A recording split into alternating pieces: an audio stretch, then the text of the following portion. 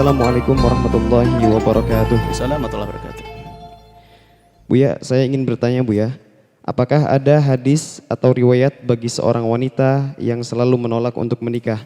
Karena saya punya anak gadis yang susah sekali untuk menerima laki-laki yang ingin melamarnya. Karena saya tidak enak sebagai orang tua setiap kali ada laki-laki yang hendak melamar anak saya ikuti kemauan anak saya. Sedangkan anak saya selalu tidak mau dan saya takut nantinya akan menjadi fitnah dan menjelekkan nama keluarga. Terima kasih Buya. Manusia jomblo ada dua model. Yang pertama, memang dalam dirinya tidak ada hasrat untuk menikah.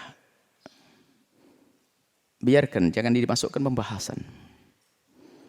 Memang ada yang sebagian orang dicabut oleh Allah dari keinginan untuk menikah. Atau ada sesuatu yang menjadikan dia tidak bisa menikah.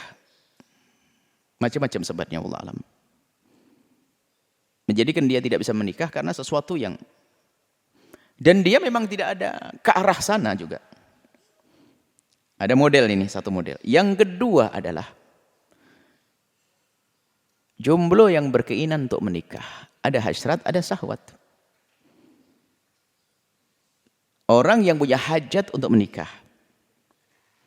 Nah, di sini ada hajat menikah, maksudnya dia tahu syahwat, dengan lawan jenis dia tertarik dan sebagainya, dan dia pengen menikah. Nah, orang yang syahwatnya normal semacam ini, yang tadi bukan tidak normal, memang Allah kadang seperti ada imam, dia tenggelam dalam kenikmatannya bermunajat kepada Allah, baca Al-Quran, nulis buku sampai tidak menikah, ada. Dan dia tidak main syahwat, enggak. Tapi kalau masih syahwatnya sering bermain pada dia, ini masuk yang kedua, dia butuh menikah dia. Jadi perlu pasangan. Sebab yang namanya syahwat itu adalah tidak bisa diwakilkan kepada siapapun, harus dengan pintu yang halal, namanya pernikahan. Nah ini yang kedua, ini model yang kedua ini berarti dia punya hajat pernikahan. Maka kami tidak tahu putri Anda itu kelompok yang mana. Kelompok yang pertama yang tidak punya hajat pernikahan, jangan dipaksa dong. Nggak boleh kita maksa orang yang nggak punya hajat untuk nikah untuk menikah. Bahkan kalau menikah bisa jadi malapetaka karena apa? Dia tidak punya hasrat untuk menikah. Dan dia aman, dia tidak punya urusan dengan laki-laki, juga tidak syahwat, tidak mungkin ada orang semacam itu. Laki pun ada banyak sebab ada. Kalau dalam wanita banyak wanita yang enggan macam-macam. Apakah ada mentalnya yang terganggu atau mungkin cacat atau macam-macam sebab. Bahkan mungkin dia tenggelam dalam kerinduannya kepada Allah. Dan jangan suudzon, bukan semua laki-laki yang tidak mau menikah lalu kita katakan dia cacat. Anda suudzon lagi, Anda cacat jiwa Anda, batin Anda. Atau seorang wanita tidak mau menikah lalu dia cacat. Mungkin dia dekat kepada Allah kok. Kita jangan biasa dengan berprasangka buruk. Wanita tidak menikah lagi menikah, biarkan dia dengan Allah. Tidak ada gejala, tidak ada gejala-gejala dia mau dengan lawan jenis. Tidak ada kecenderungan, selesai. Yang ada kecenderungan kita bahas. Nah, jika yang kedua ini golongan orang yang sudah ada kemauan untuk menikah dan dia punya hajat, maka hati-hati. Baru ini pertanyaannya berlaku. Idza ja'akum man tardawna dinahu faqbaluh. Jika datang orang kepadamu yang engkau rela, tardona dinahu wa khuluquhu, dalam hati riwayat. Jika telah datang kepadamu, lah ini prioritas dalam memilih kriteria ini. Jika telah datang kepadamu orang yang engkau ridho, cocok urusan agama, dan akhlaknya cocok, sifat-sifatnya cocok, ketemu, faqbalu, kau terima dia. Wa illa takun fitnatun wa fasadun kabir, kalau enggak akan terjadi suatu bencana musibah nanti. Ini yang dimaksud nih. Anda yang punya hajat ketemu orang yang urusan agamanya cocok, bukan agamanya benar saja, tidak cocok. Jadi kalimat Nabi ini pembahasan dalam masalah keharmonisan rumah tangga, masalah tordona. Nabi tidak mengatakan idza ja'akum mutadayyinun aw khalukun. Nabi tidak mengatakan. Nabi mengatakan idza tardona. Jadi agama itu kadang-kadang ada tadayyun, ada tadayyun ma'rifi, ada tadayyun ilmi, ada tadayyun amali. Ada orang beragama itu dalam segi akalnya saja. Alim dia, tapi kurang ibadahnya. Tapi dia ngajar orang banyak. Ada orang tadayyunnya adalah tadayyun amali. Jadi kok ibadahnya banyak, ilmunya kurang. Itu tadayyun semuanya. Tinggal seleramu yang mana, kan begitu. Ini bisa prasangka buruk loh ya dalam hal ini. Yang tadayunnya ma'rifi, ilmunya banyak, menikah dengan seorang perempuan, tadayunnya adalah amali, saling merendahkan. Yang perempuan yang banyak ibadah melihat suaminya, ya suamiku alim tapi nggak jarang ibadah. Padahal juga ibadah, cuman kurang dibanding dia. Yang satu lagi, dia banyak sholat tapi bodoh, nggak ketemu. Maka ada pandang ini penting sekali diatur. Ini pembahasan lainnya. Intinya bahwasanya ada, kalau orang yang urusan agamanya sesuai dan kau cocok, kemudian adab akhlaknya kau cocok, jangan kau tolak. Karena apa? Kau hajat di sini. Ini akan jadi fitnah. Nah, kemudian ada sebab-sebab orang yang sebetulnya dia ada hajat menikah, cuman kenapa kok sering menolak? Itu yang perlu dibenahi otaknya, perlu dicuci itu. Cara berpikirnya. Biasanya dia telah diliputi, diselimuti, dikuasai oleh ambisinya. Sehingga tujuan pernikahan itu menjadi tertutup oleh ambisinya. Ambisi karir. Ini biasanya karir, ngejar karir. Ambisi tentang pasangan yang diinginkan. Ambisi. Padahal bumi Allah kan luas. Dunia tidak seluas daun kelor. Masih banyak calon-calon. Cuman dia telah membatasi karena ambisinya. Susah dia menikah. Misalnya seorang laki-laki, saya harus menikah dengan seorang perempuan yang direktur apa. Perempuan, saya harus menikah dengan seorang ustadz. Nunggu ustadznya nggak ada ngelamar dia. Jomblo sampai tua. Atau saya harus menikah dengan seorang insinyur. Ngapain dibatasi? Saya harus menikah dengan seorang dokter.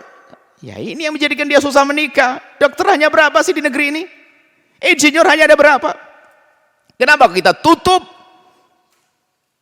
peluang sebesar-besarnya dari manusia? Nah ini makanya biasanya itu yang dicari. Maka kriteria boleh tanamkan kembali. Apa yang kau cari di balik pernikahan itu? Jadi mungkin ini ibu yang bertanya atau saudari ibu yang bertanya, mungkin kita perlu duduk manis dengan anak ini, takut tertutup oleh ambisinya. Ambisinya karir. Padahal dia sudah dapat karir, dia tertutup lagi ambisinya. Pasanganku harus sama karirnya dengan saya. Bodoh lagi dia. Sehingga karena dia sudah punya ekonomi tinggi, gaji tinggi, dia nggak mau menikah dengan kecuali laki-laki yang gajinya lebih tinggi dari dia. Yang gajinya lebih tinggi dari dia sedikit dan mungkin juga nggak mau dengan dia. Ayo, mau apa nanti setelah itu? Padahal tidak harus gaji tinggi, tapi mungkin akhlaknya lebih tinggi, ilmunya lebih tinggi, atau mungkin kebijakannya lebih tinggi. Bisa saja orang lebih rendah dari dia dari ekonominya. Mungkin. Jadi perlu berpikir cerdas. Banyak wanita tertunda menikah karena dia kuasai oleh ambisinya. Ambisi karir, ambisi bisnis, ambisi. Padahal kalau diajak bicara cerdas, kau butuh apa sih? Ada seorang wanita, anggap saja menikah butuh 5 hal. Ada wanita yang menikah butuh 5, ada butuh 4, ada butuh 3, ada butuh 2, ada butuh 1. Ada perlukan 5, 2, 4, 1. Tergantung. Ada wanita yang menikah pertama memang dia perlu nafkah. Dia perlu kepentingan yang sangat pribadi, hubungan pribadi. Pengen keturunan. Pengen status dan pengen ada 5 misalnya. Maka dia harus mencari 5 karena dia pengen nafkah. Oke. Tapi ada yang mungkin saya nafkah gak perlu. Karena dia kaya. Ya jangan disebutkan di sini, membatasi nanti. Ya sudah, saya tidak perlu karena nafkah sudah banyak duit, saya sawah berhektar-hektar. Saya nggak perlu ini. Tinggal saya apa? Laki-laki soleh bisa berikan keturunan yang baik. Yang bahkan disebut di dunia dan di akhirat, saya akan cari keturunan yang baik. Tapi dia nggak punya duit. Ngapain? Saya punya duit kok. Nah, cerdas nih perempuan ini. Atau saya sudah punya anak, janda saya. Saya apa? Saya perlu nafkah saja. Oke, nafkah. Anak jangan dipikirkan lagi. Kenapa? Jadi beberapa hal harus dipangkas dulu supaya maju. Sebab kadang-kadang dengan ambisi, sampai tiba-tiba dikagetkan usianya sudah 40, 37, 45 dan sebagainya. Karena dia dikuasai oleh ambisinya. Padahal untuk mendapatkan yang halal sangat mudah. Kesenangan bisa dicari dengan halal dan mudah. Tanpa harus berbelit-belit. Maka jika ada orang yang susah menikah, mungkin golongan orang yang tidak mau menikah. Tapi jika golongan orang yang pengen menikah, biasanya perlu diajak berpikir cerdas sedikit. Apa yang Anda cari? Kenapa suamiku harus seperti itu? Suamiku harus seorang insinyur. Suamiku harus seorang dokter. Suamiku harus seorang ustadz. Ya kan? Akhirnya nanti paksakan ustadznya, ustadz gak bener amat. Dapat dokter jahat. Insinyur culas. Kan repot nanti. Standarnya adalah bukan itu. Kebaikan. Man tardawna dinahu wa khuluquhu. Yang kau senang urusan agama dan akhlaknya. Terserah dia. Biarpun suatu ketika mungkin harapanku kalau bisa sih. Itu kalau bisa. kalau bisa ya 4. Dia ganteng, berduit, lembut perilaku, agamanya oke. Tapi kalau ada agama fadfar bidajid dini taridat ya taribat yadak, agama terlebih dahulu itu. Jadi ibu yang bertanya, kelihatannya perlu difahamkan kepada putri Anda. Mungkin golongannya memang tidak mau menikah dan Anda bisa melihat itu semuanya. Kalau memang dia adalah jarang berinteraksi dengan laki-laki atau bahkan tidak pernah bicarakan, berarti dia aman termasuk golongan yang tidak ingin menikah. Atau golongan yang kedua adalah pengen menikah, maka perlu diajak bicara tentang kriteria, tentang ambisi, tentang keinginan, tentang cita-cita dalam pernikahan. Kemudian ada hal lain lagi yang perlu diperhatikan, kadang ada yang berbicara sangat pribadi, mungkin ada suatu aib tersembunyi.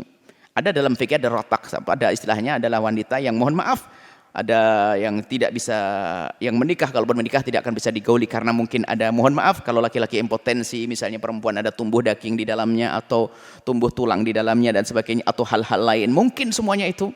Akan tapi kita pun tidak boleh berprasangka buruk kepada siapapun dalam hal ini. Ada lagi yang memang tenggelam dalam lautan cinta kepada Allah sampai mau menikah, boleh saja Rabi'ah Adawiyah. Ini akan tapi perlu diajak bicara diskusi dalam hal ini. Ini penting ini masalah ini supaya kita tidak memaksakan seorang anak gadis menikah sementara dia belum keinginan menikah atau bahkan dia takut menikah karena punya permasalahan yang sangat khusus. Dan dia perlu pendidikan. Ini saja wallahu a'lam bishawab.